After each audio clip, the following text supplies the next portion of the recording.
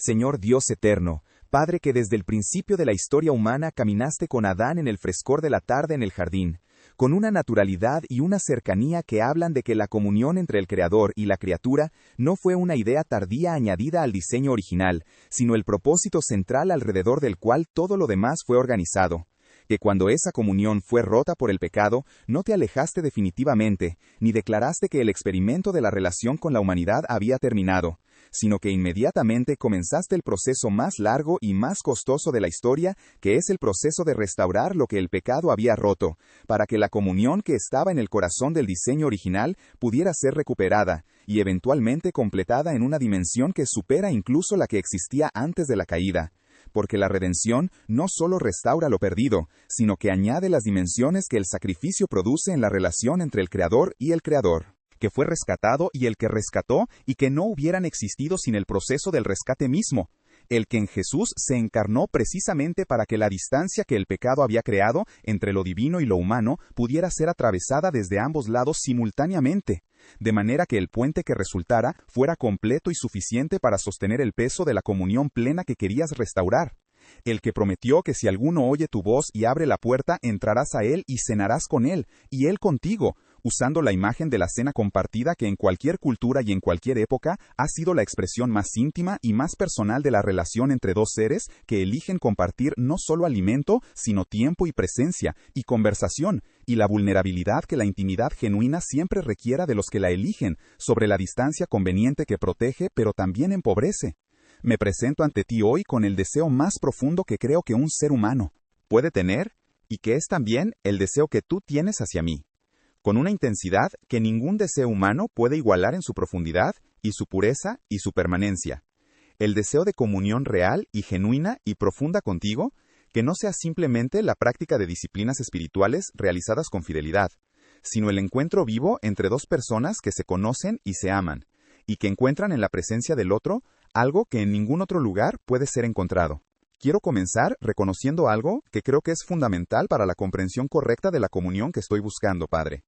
Y es que la comunión que propones no es la comunión del inferior con el superior, que se acerca con temor reverencial, y que mantiene una distancia respetuosa que reconoce la asimetría entre los dos, aunque la reverencia sea apropiada, y la conciencia de la asimetría sea necesaria para la humildad.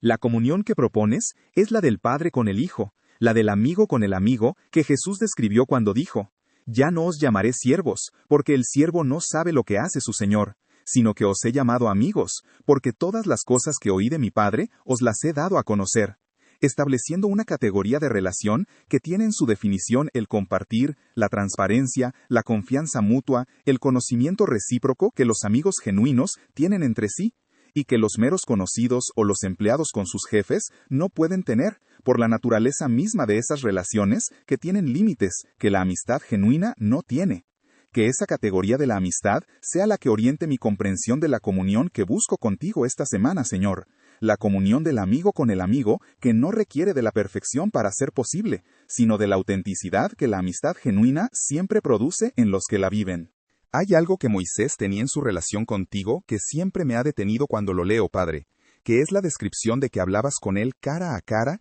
como habla cualquiera con su compañero, que es quizá la descripción más íntima de la comunión entre Dios y un ser humano que aparece en toda la Escritura, porque compara la manera en que te relacionabas con él no con ninguna categoría religiosa especial, sino con la manera en que dos personas ordinarias que se conocen bien y que confían el uno en el otro tienen una conversación, cara a cara, como compañeros, sin los protocolos de la distancia que la diferencia de estatus normalmente requeriría, sin la formalidad que la asimetría entre lo divino y lo humano podría justificar, con la naturalidad de dos que han desarrollado suficiente historia juntos como para que la comunicación pueda fluir sin los filtros que la formalidad impone. Quiero esa calidad de comunión contigo, Señor, y reconozco que la diferencia entre lo que tengo y lo que Moisés tenía no está en tu disponibilidad, sino en mi nivel de búsqueda y de apertura y de disposición a invertir lo que la comunión profunda siempre requiere, que es tiempo y atención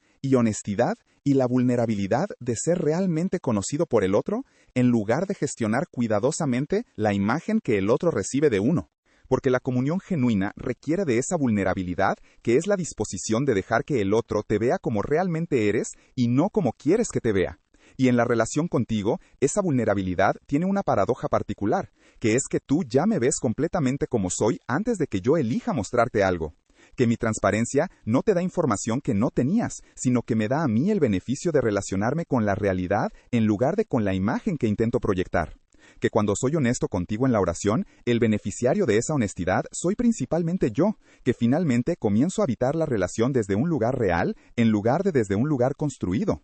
Enséñame las condiciones que facilitan la comunión profunda contigo, Padre, porque sé que aunque tú siempre estás disponible, hay disposiciones de mi parte que la facilitan y disposiciones que la dificultan, y que la diferencia entre esas disposiciones determina en gran medida la calidad de la experiencia de la comunión, aunque tu presencia sea igualmente completa en ambos casos.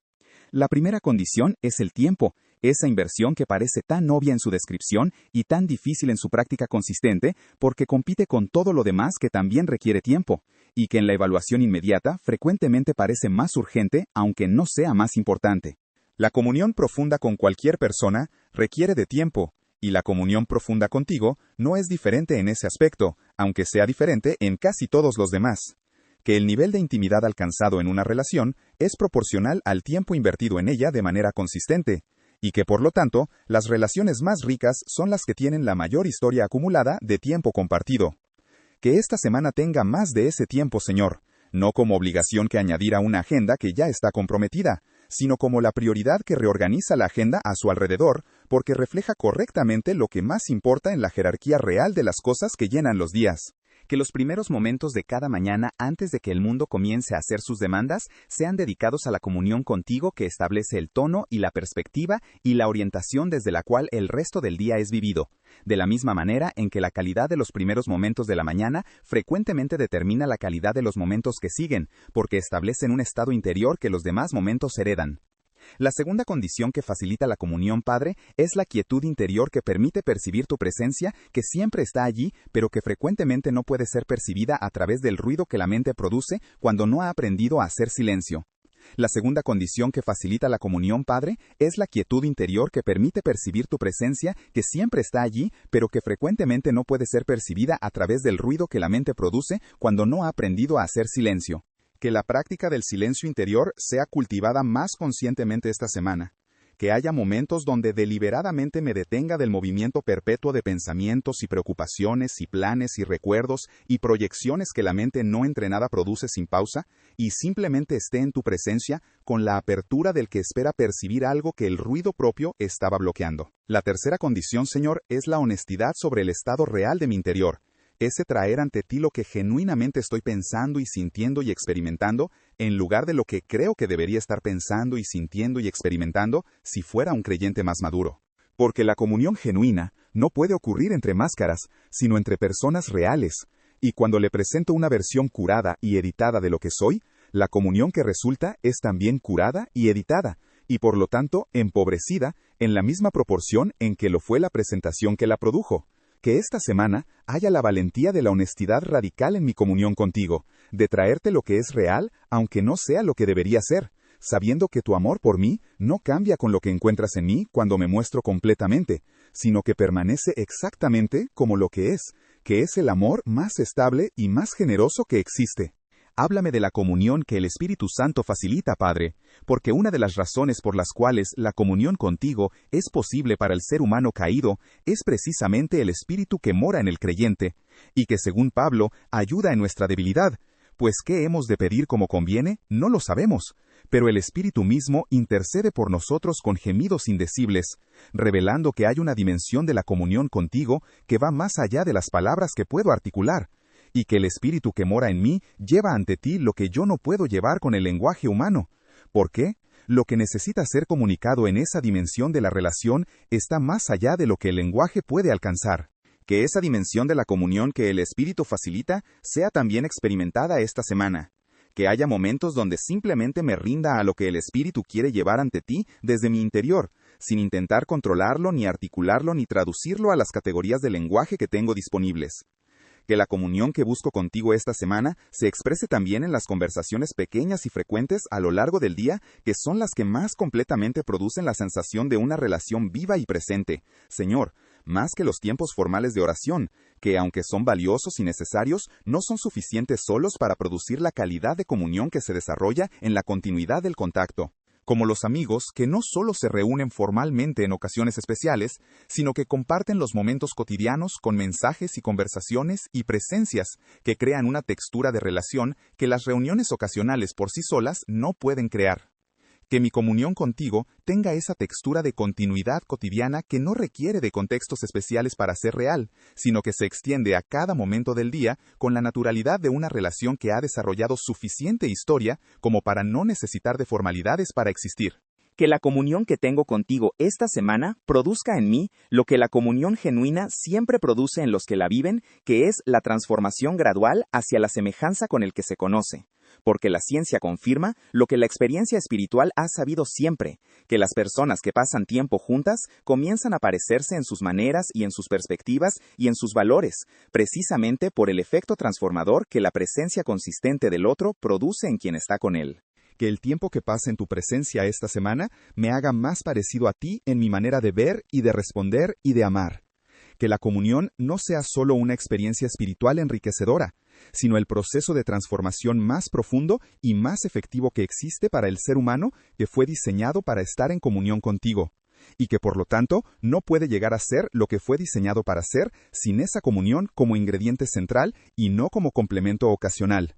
Que al final de esta semana pueda decir que estuve contigo de verdad, Padre. No que cumplí con los tiempos de oración formales, aunque eso también, sino que estuve contigo, cara a cara, como compañeros, con la honestidad y la apertura y la continuidad y la receptividad que la comunión genuina requiere, y que produce en el que la vive algo que ninguna otra experiencia puede producir de la misma manera. Contigo es donde quiero estar, no solo en el cielo que vendrá, sino aquí y ahora en el presente que tengo.